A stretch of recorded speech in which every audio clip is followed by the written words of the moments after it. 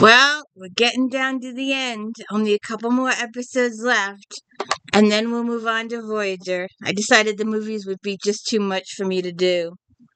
Um, but here we are. We did Firstborn last week. Today we're doing Bloodlines. Next week Emergence and Preemptive Strike. We're almost to the end. It's sad to see it go. It's just sad. What did I do with that? So, what am I doing? Bloodlines. There's no voiceover. Oh, and if you could please hit the like and subscribe, I would appreciate it. It's important for the likes. Apparently, I forget to do it a lot, and I would appreciate it if some of my peeps would do that. I go on other channels. I know a couple of channels, but they've got 20, 30, 40, 50, 60, 100 million subscribers. And I've always noticed that even the popular channels, you see people hit like more often on Facebook than they do on YouTube.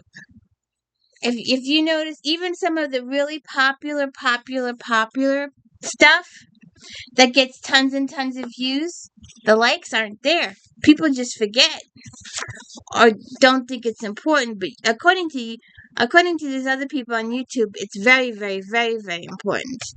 I have no idea. I don't have, For me, I guess 1% would be 6 likes per video. I get 4 sometimes if I'm lucky. It would be nice to get more than 4. It would be nice to get more than 4 views. Oh well. Almost to the end here. Let's see if I can do this without screwing up. I've been screwing up major big time the past couple weeks. So Picard comes onto the bridge and he says, report. And Riker says, there's an object of some kind closing in our position. They put it on screen. And Data says, it appears to be an unmanned probe approximately 1/2 meter in diameter with no identifiable armaments. And they get hailed by the probe. They put their shields up. And then it puts out a beam. And then they get a video. So Bach appears holographically on their bridge. He says, I trust you remember me, Picard, because I haven't forgotten you or how you murdered my son. 15 years now, I've thought about how to avenge his death, but nothing I could do could equal what you did to me. Until now. You thought you could hide him from me, didn't you? But I found out about him. Jason Vigo is as good as dead. I'm going to kill your son, Picard, just as you killed mine. Now, up until this point in the series, and up until Picard season 3, Picard has no children. So they come out with this threat against Picard in season 7. And hypothetically, you could throw in Wesley. We know absolute fact that's not true. Wesley's sibling, on the other hand, who's going to be a younger brother, won't be born for a number of years afterwards. And we won't know about him until Picard 3. So everybody is probably sitting on their couch in 1994 going, huh?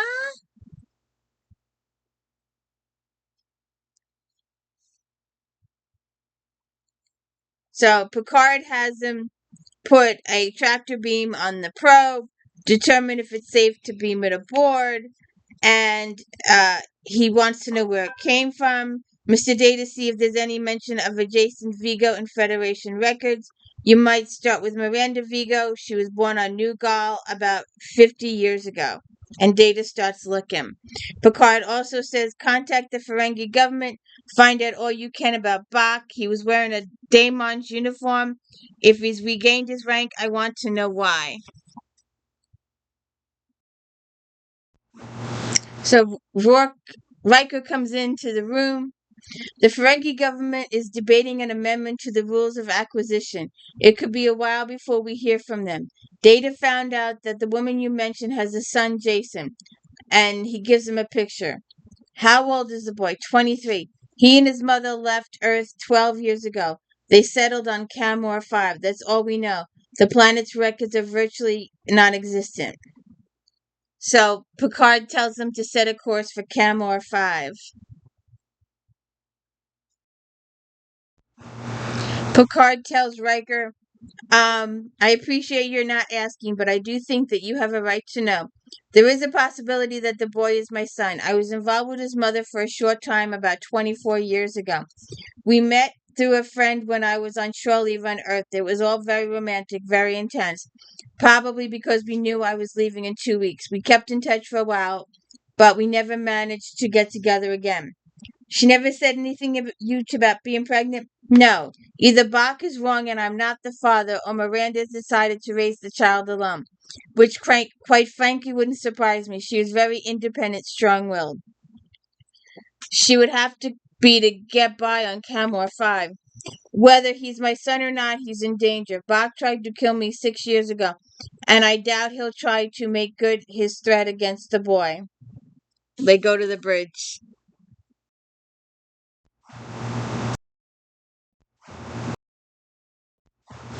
So they get onto the bridge, and Data says he was unable to find anything about Jason Virgo's current whereabouts.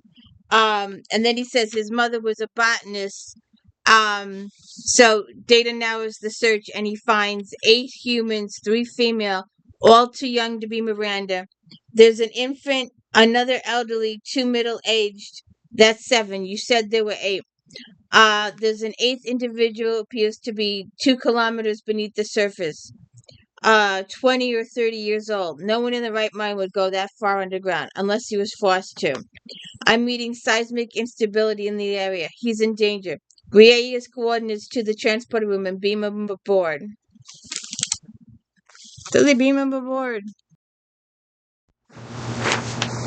So Jason says, this is a Federation ship.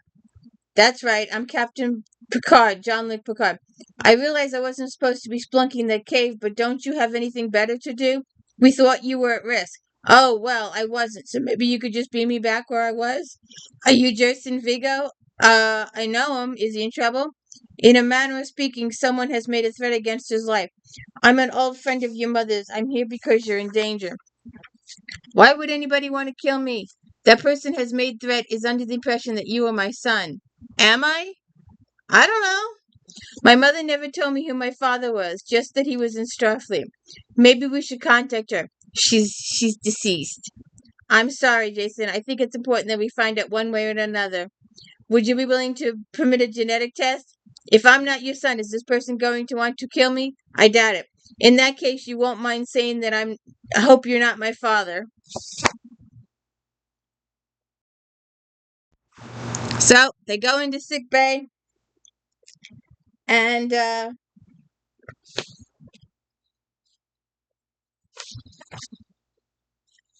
Dr. Crusher says that Picard is his father. Now, why haven't there's got to be something false about this or crooked about this or something? Because when we get to Picard, Dr. Crusher's the only other son, and Wesley is her son. But we never hear about another son of Picard. There's got to be something screwy about this. But she says he's definitely his father. So let's see what happens. But there's something fishy about this whole thing. So then they have some father-son bonding time, um, going over the archaeology because Picard's into archaeology.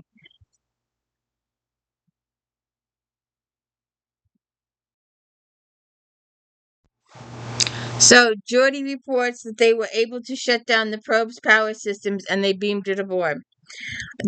Bob took the precaution of encrypting the probe's navigational systems, Data says. Geordi says, we ran an analysis of the probe's hull. From the energy signatures and the particle deposits we found, it looks like it's traveled through a dioramic nebula, which exposed to an intensive gravimetric distortion and passed within 1 light-year of a Class 4 pulsar. Those phenomena are relatively common, Data says. We would need to identify at least one of them specifically in order to postulate a flight plan. Understood, Picard says. Data says, incoming message from Damon Berta. Berta comes on. So the guy comes on and says, Bach is no Damon. He was relieved of command 6 years ago. He was unstable and dangerous. We had to confine him to Rug Prison. But he's no longer there. He was able to buy himself out 2 years ago. Do you know his whereabouts? I understand that he was seen in the Doris cluster not too long ago. The Doris cluster has 20 star systems. You don't have to thank me, Captain, and leaves. So Geordi says, believe it or not, Captain, that might have given us the fix we need. There's a nebula in the Doris cluster that matches the same particle signature we found on the probe. There's a Class 4 pulsar 3 light-years from the nebula. My calculations indicate the probe was launched in a Zendite Kabu system. They plot a course. So John Luke goes to talk to Beverly. He says, I need to talk to a parent. Keep in mind, he's put up barriers. He can't get through them. Keep in mind, he's had 20 years to be angry that his father wasn't there. It's going to take some time to get over those feelings, but I do think it's possible. I still want to know why, if this guy is truly his son, and I really don't think so, although she did the DNA test, why he's never been mentioned again. Or am I wrong? But in Picard 3, right? Picard's like, he has no family until he discovers the kid and Crusher. So then he hasn't. Oh, then Troy goes to talk to Jason. Let's see this. She says, did Captain Picard ask you to talk to me? No.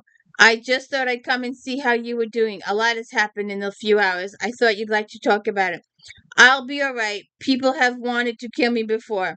But you've never met your father before. And I have to admit, I never thought I would. It's something overwhelming. It's a little shaky. How do you... But you know what? I feel better already talking to you. How do you feel about the captain, about your being your father? He's okay. He's a little stiff. And they talk for a while. So then Bach projects himself into Picard's quarters and threatens his son. So they're going to want to look over the captain again. He said years ago, Bach had sensors implanted that made Picard hallucinate and stuff like that. So they're going to check to see about the devices. Then Data comes in and tells him that Jason has a criminal record. He's been charged 3 times with petty theft, twice for disorderly conduct, and several times for trespassing.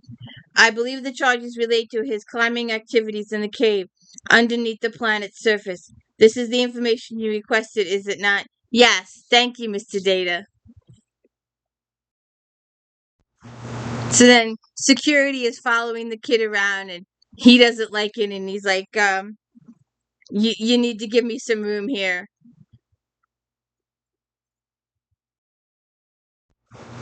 So Jason says he's been on his own since he was 15. Picard tells him about the hologram in his quarters. Um, you seem to like rock climbing. The holodeck can create some very challenging climbs. We could go together and I could show you how to program. Thanks, but I think I can figure it out. Perhaps we could climb together. I'm probably not as skilled as you. Jason's like, look, I know what you're trying to do, but I'm not in for this father-son bonding stuff. Once this thing is Bach was over, I'm leaving. So don't you see this really isn't any point in our getting acquainted. It's like, okay. So then we get a captain's log, stardate 47829.1. We've been in the Zende system for over 3 hours and there's no sign of Bach. And then Worf says, Captain, I'm detecting an object 5,000 kilometers off our starboard. And there's another probe. And Picard says, why haven't we detected it before? Worf said it must have been cloaked.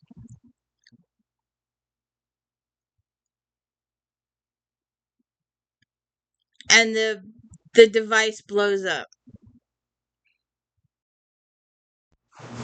Data says, I do not believe it was meant as an attack, but rather as a message. A message.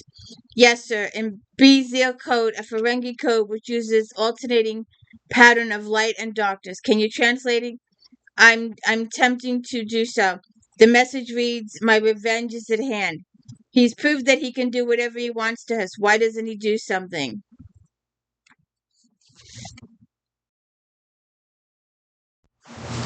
So Picard's in his ready room, and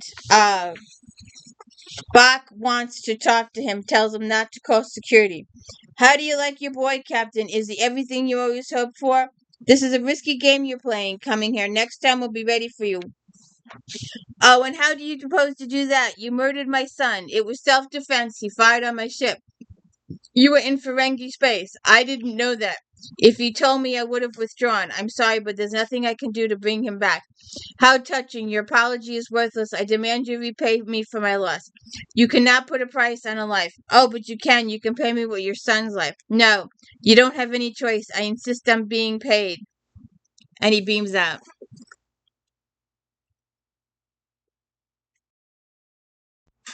So apparently, Jason is sick.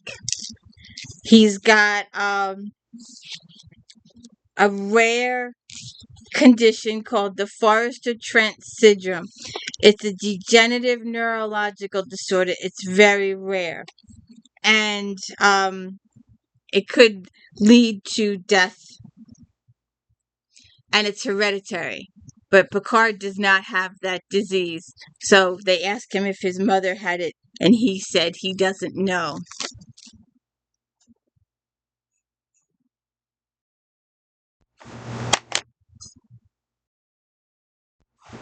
So everybody's in the room while she's treating him.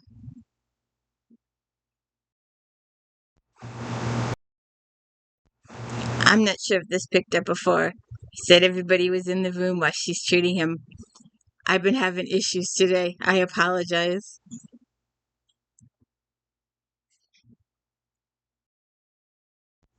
So after Jason leaves, is he going to be all right? I wish I could say for certain, but I'm not sure how he'll respond to treatment. I've been thinking about what you said the other day, and I think you're right. I've convinced myself that Jason didn't want me to reach out to him. I don't think anyone is born knowing how to be a parent. You sort of just figure it out as you go. But the one quality that tends to be requirement for parenthood is patience. Well, I'm not sure that's going to be enough. I found out that Jason has a criminal record. It's nothing very serious. It's only petty theft and so forth. But I can't help feeling that if I'd been a part of his life, he wouldn't have been so troubled. Maybe, but why waste time blaming yourself for not having be there? Be there for him now and be patient.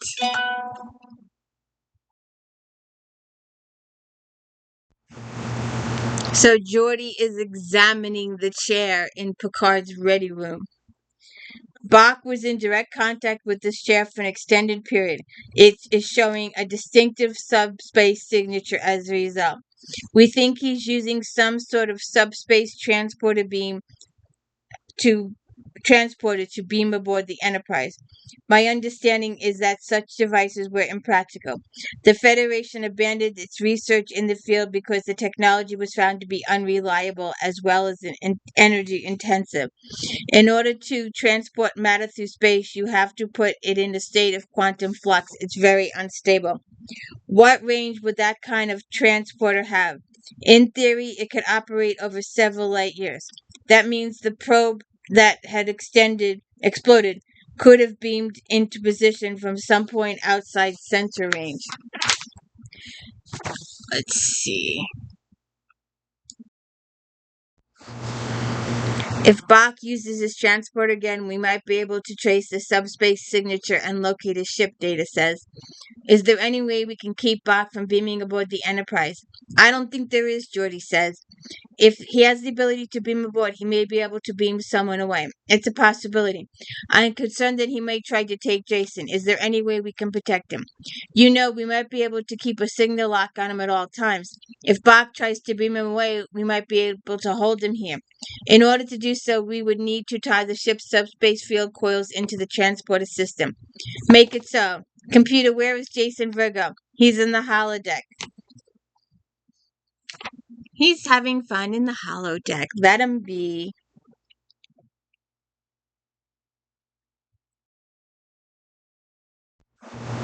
So Picard and Jason talk in the holodeck.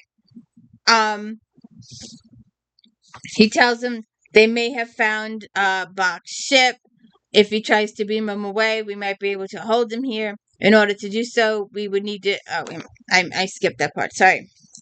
It looks like we may have found how to locate Bach's ship. This will be over soon. You came all this way just to tell me that. I thought it would make you feel better. Thanks. That was nice of you. Jason, when your mother and I parted, I lost track of her completely. But I would like to know more about what happened to her, if you wouldn't mind telling me. Like what? How did she end up on Camor? Well, she was, see a stray cat, take it in. Somebody See somebody cold, give them your coat? Yes, that was Miranda.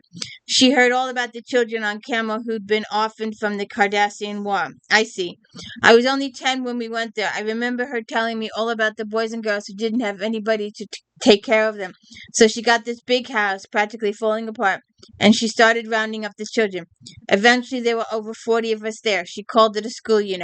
She got up before dawn every day and went to bed well after midnight. She never stopped working. She taught us how to read, grew vegetables, fed us, and she made sure we knew how to sing. It's important in a place like Camdor. And then one day she was attacked by 2 men in the street in broad daylight for the food she was carrying. If she'd given it to them, they probably wouldn't have hurt her, but she knew how important the food was, so they killed her. They killed her for the food.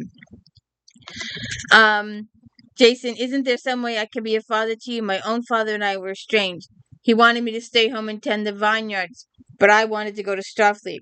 You didn't understand. I'm not anybody you'd want for a son. Trust me, if you knew about me, you wouldn't be trying so hard. You're wrong. I've been in trouble since I was a teenager. I lie, I steal, I use people. I'm a criminal. That's what your son is. I know. And it doesn't make any difference to Picard. He's still his son. So they try and make a little bit of a connection there. So Beverly has something really important to tell Jean-Luc, but they get interrupted before she can tell him. So then Riker contacts Picard. Bach is trying to beam Jason off the ship. They try to block it. The transporter beam is focusing on Deck 9, Section 4, Jason's quarters. Geordi's working on it. Security to the bridge. Bach is in Jason's quarters. Jason beams off the ship. Geordi says, initiating transport now. He loses the signal. Bach is reestablishing, blah, blah, blah. They go back and forth, back and forth. Then Picard comes up. So then Bach gets in Picard's face. I've got your son. You'll never see him again. You took my son. I'm taking your son. So Picard's going to beam over to Bach's ship. Bach is, that Jason is trying to negotiate with Bach. Hey, burn my shirt, send it over to him, let me go free. He's trying to do negotiation. Then Picard shows up.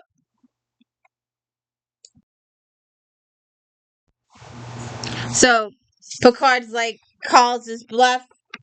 He's not my son. His DNA sequence has been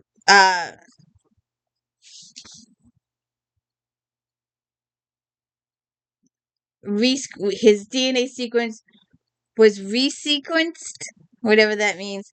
But your technique was flawed. He developed a neurological disorder.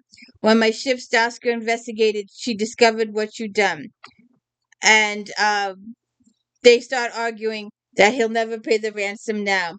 There was never a ransom. All he was interested in was vengeance. Is this true? And they talk back and forth. Picard says he lied to you so that you would help him in his plan. The Enterprise is closing in on your position. If you let the two of us go, they won't attack you. They won't attack us with you on board. They'll cripple your vessel and keep you here until the ferengi authorities arrive. You've got a lot of explaining to do. Your only hope is to turn Bach over to them and tell them he deceived you. So, they're thinking about it.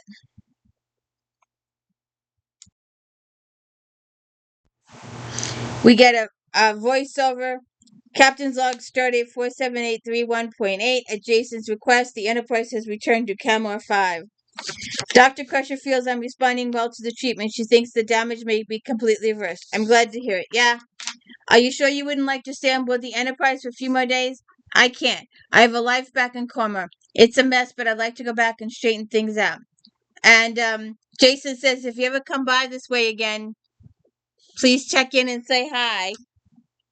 And that, see, I figured, because we never heard about his son ever again until Picard 3. So that's the end of Bloodlines.